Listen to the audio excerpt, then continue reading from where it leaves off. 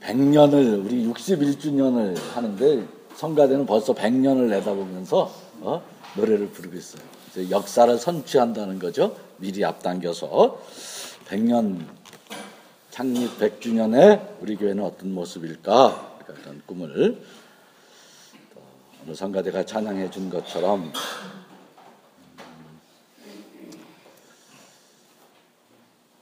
몇 사람만 봄을 누리는 것이 아니라 다 함께 부자나 빈자나 노인이나 어른이나 진보나 보수나 다 함께 봄을 누리는 그런 세상을 위한 우리의 자리는 어디 있을까? 그런 선교는 어떻게 가능할 것인가? 그런 생각을 다시 한번 해보게 됩니다. 고맙습니다. 좋은 찬양에서. 그리고 오늘 특징이 있어요. 그렇죠? 우리 성가대 역사를 오늘 새로 쓰는 날인데요. 남자가 여자보다 훨씬 많아요. 그렇죠? 이게 새 역사. 고맙습니다. 우리 남자 대원들 든든하고요.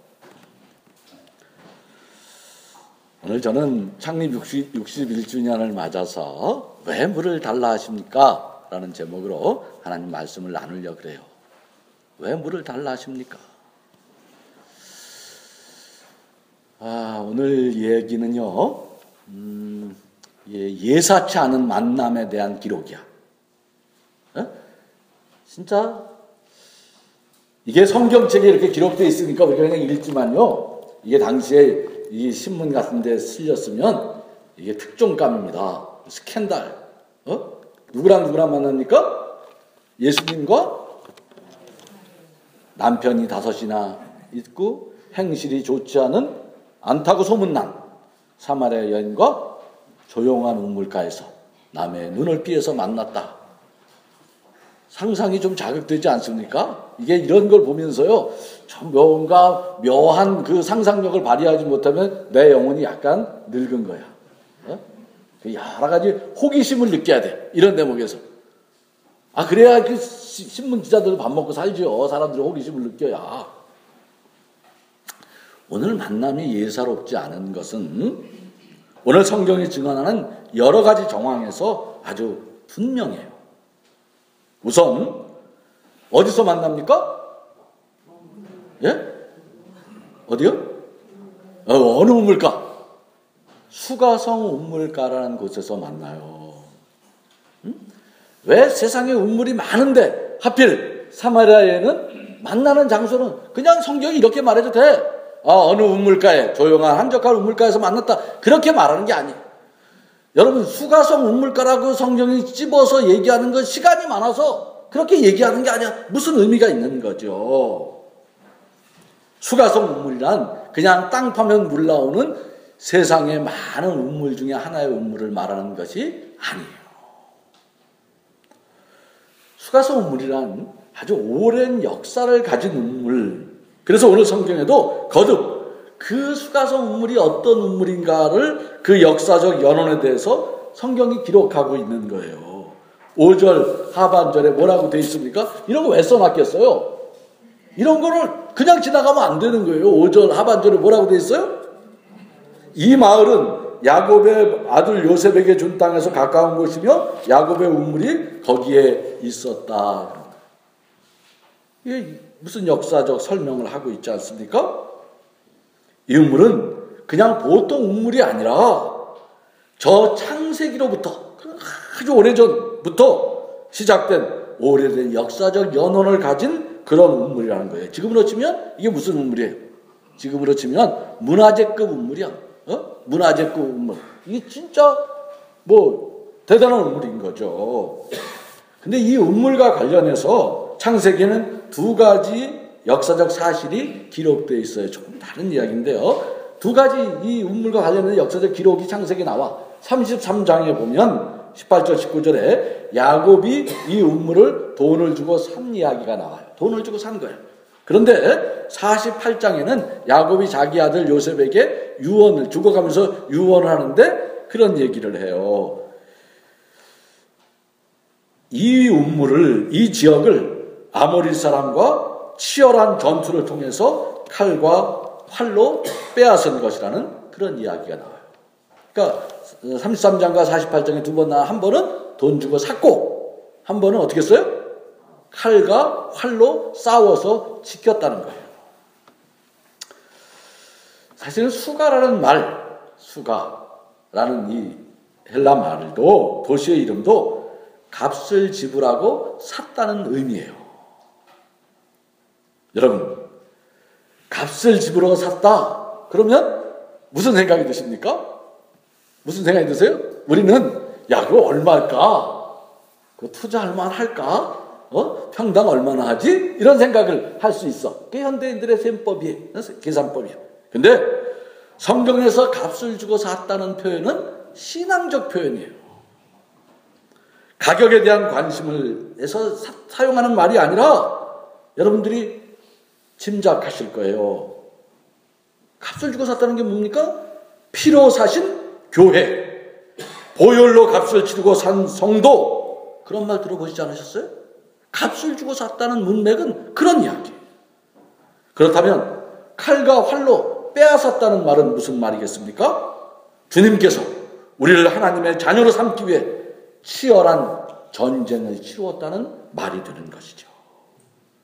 오늘 이 수가성 우물은 그렇게 단지 물을 깃는 장소가 아니라 주님과 우리와의 관계, 주님과 교회와의 관계를 암시하는 말입니다. 이 만남이 예사로운 만남이 아니라는 것은 이 우물가에서 예수님 만나는 시각에도 잘 나타나 있어요.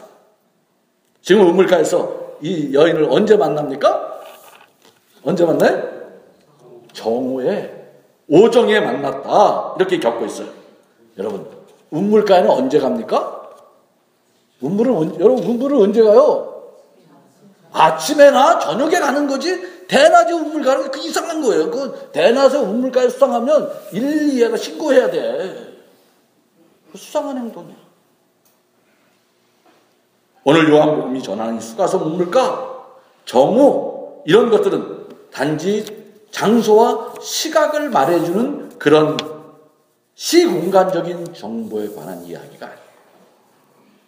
물리적 공간의 의미, 시간에 대한 그런 설명이 아니라는 거예요. 성경이 이런 걸 적을 때는 다 무슨 뜻이 있어서 적은 거예요. 객관적 사실, 지금 몇 시 몇 분인가 그런 거 알려주려고 얘기하는 거예요. 그 뭐 때문에 그런 거, 우리가 뭐 때문에 정오에 만나면 어떻고 아침에 만나면 어떻고 우리가 그 시각까지 기억할 필요가 없지요. 근데 기록하고 있어. 왜? 의미가 있습니까? 남들이 오지 않는 시각, 물을 뜨러 왔다는 것은 그 여인의 마음을 나타내는 거예요. 그 여자 지금 무슨 심정입니까? 인간이 싫은 거야. 아무도 만나고 싶지 않아. 남의 눈을 피해야 갈 무슨 사정이 있었던 거죠. 다른 인간이 싫은 거야. 그래서 그런데 예수님은 그를 찾아오시는 거예요. 예수님은요, 지금 어떤 상태입니까? 지금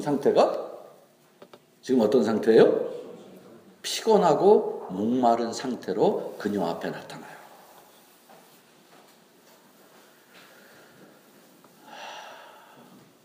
피곤한 메시아.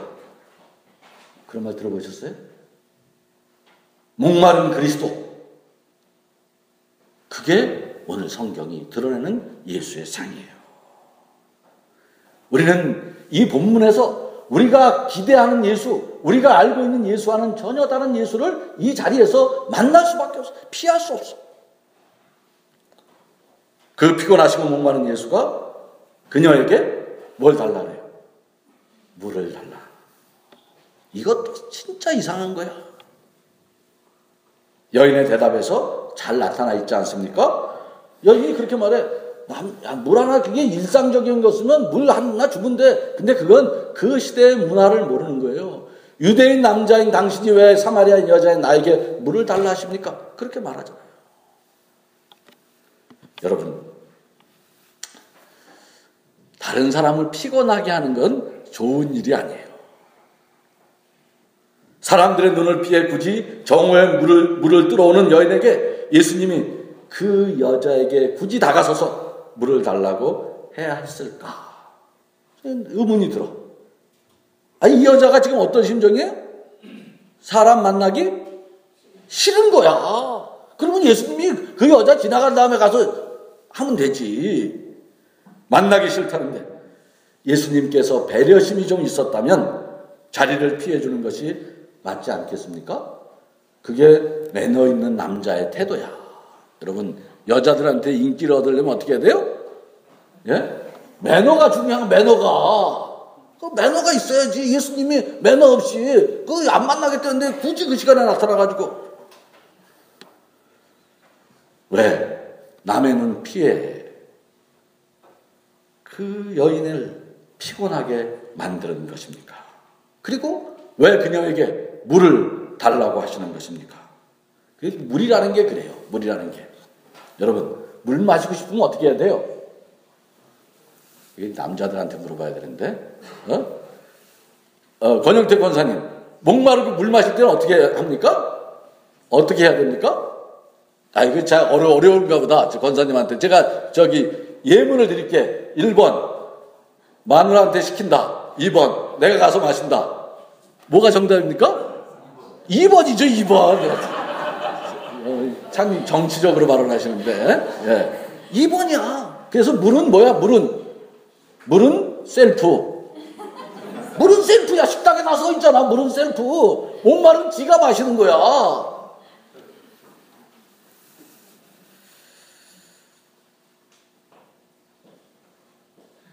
자기가 마시면 되는 거지 남을 시킬 일이 아니야. 저는요, 6남매 막내라서요, 어린 시절 저희 형 누나들한테 물심부름을 진짜 많이 했어. 진짜 물심부름 많이. 옛날에는요, 토요일 밤이면 토요명화, 그 텔레비가 한 대 있으니까 온 식구들이 옹기종기 둘러앉아서, 정확히 말하면 어떻게 앉은 사람도 있고 누운 사람도 있고 엎드려서 보는 사람도 있고 온 집안 식구들이 다 텔레비 앞에 모여서 토요일 밤이면 새우깡 사다 놓고 그거 보는 거야. 주말의 명화는 왜 그렇게 감동적인 영화만 합니까? 엘리자베스 테일러 기가 막히지 않아요? 가슴이 뛰어. 어린 내가 봐도 야, 알랑좀 왜 이렇게 잘생겼어? 왜 그때 서양 사람들 다 그렇게 멋있고 있어 보이고 그랬는지 다 식구들이 모여서 봐. 재밌는 장면이 되면 막내인 나한테 물 떠오라 그래.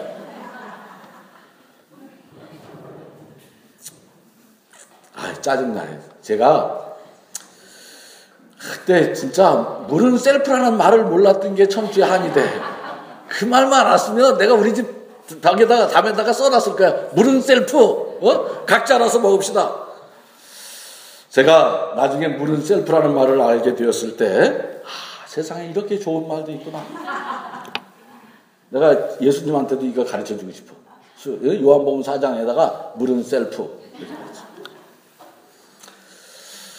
제가 물은 셀프라는 말을 몰라서였든지 아니면 제가 천사 같은 마음을 가지고 있어서였든지 당시에 저는 물심부름을 투정 부리지 않고 잘해서 형님 누나들한테 물을 떠다가 바치곤 했어요.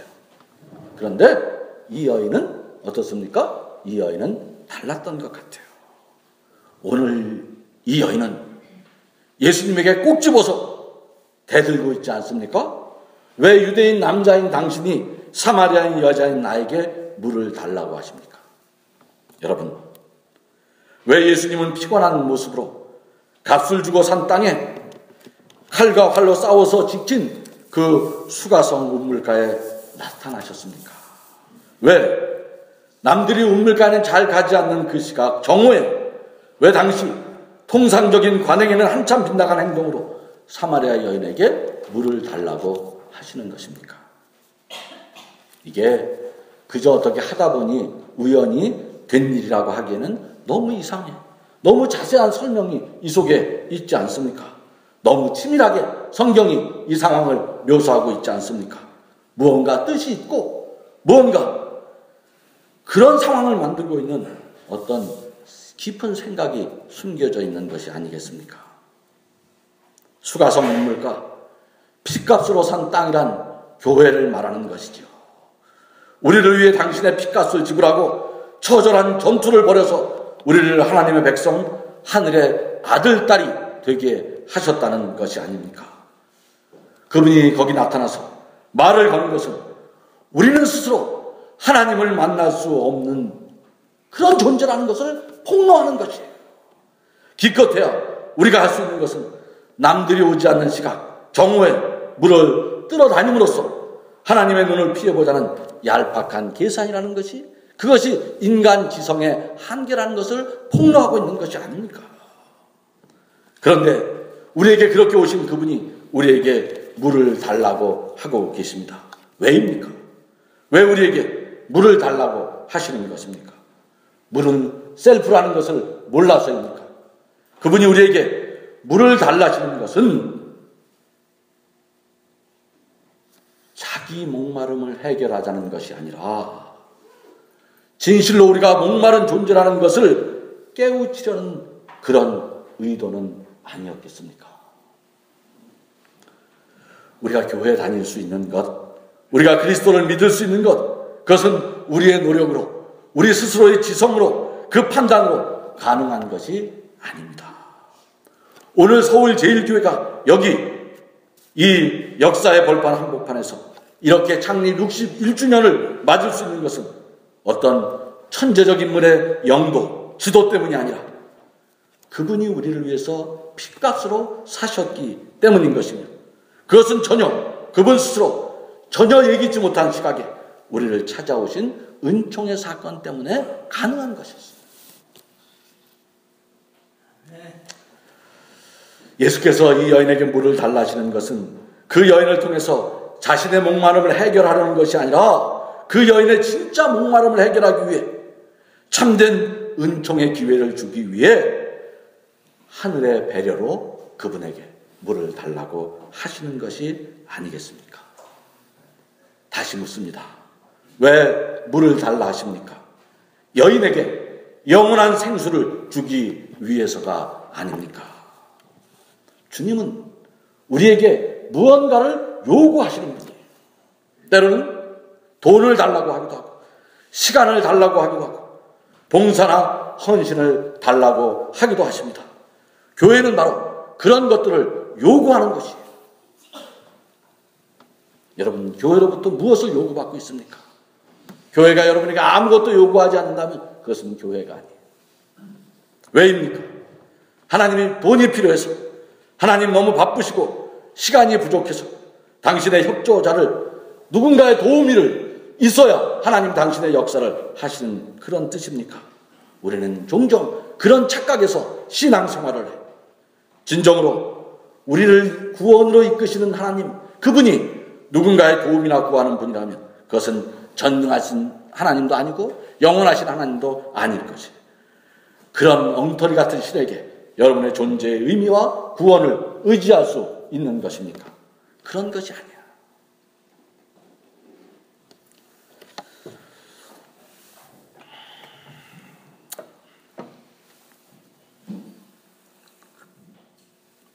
하나님이 무엇이 아쉽고 무엇이 부족하시겠습니까? 우리가 정성껏 돈을 내고 시간을 내고 헌신을 바치는 것은 무슨 업적을 쌓자는 것도, 신의 하나님의 부족을 채워보자는 것도 아닙니다. 그것은 바로 그 일을 통해서 내가 누구인지를 주님 안에서 깨닫게 하려는 것이에요. 정직한 11조 앞에서 갈등하지 않는 사람은 별로 없을 거예요. 우리는 11조를 바치면서 내가 누구인지, 내가 과연 무엇을 위해 충성을 하고 무엇을 위해 많은 돈과 시간을 쓰는지 자신을 새롭게 발견하게 되는 것이에요. 우리가 여러분, 사마리아 여인에게 물을 달라시면서 그녀의 눈이 열려 새로운 세계, 진짜 사람됨의 길로 가게 하려는 것이죠. 교회는 바로 이 수가성 물가의 사건을 재현하는 것입니다. 교회는 의인들의 공동체가 아니에요. 교회는 의롭고 잘난 사람들이 모여서 하나님의 멋진 역사 사업을 벌이는 그런 기관이 아니에요. 교회는 죄인들의 공동체이고, 예수 그리스도에게 부딪혀 내가 얼마나 무겁고 큰 죄인인가 그것을 발견해서 주님 안에서 새로워지는, 그래서 용서받은 잘못에서 한없는 희망을 키워가는 그런 곳이어야 한다는 겁니다. 10,000,000금이 있으면 무엇하겠습니까? 1100년을 산들 무엇하겠습니까? 1100날 예수 믿어도 이 은총을 맛보지 못하면, 예수와의 이 부딪힘을 갖지 못하면 우리는 그리스도의 장성한 분량에 전혀 도달하지 못하고 마는 것입니다. 창립 61주년, 우리가 누구이며 우리가 무엇을 해야 하는지에 대해 새롭게 눈뜰 수 있기를 바랍니다. 마침내 다시는 목마르지 않는 영원한 생수의 맛을, 그분로부터 오는 그 생수의 맛을 아는 우리 모두가 되기를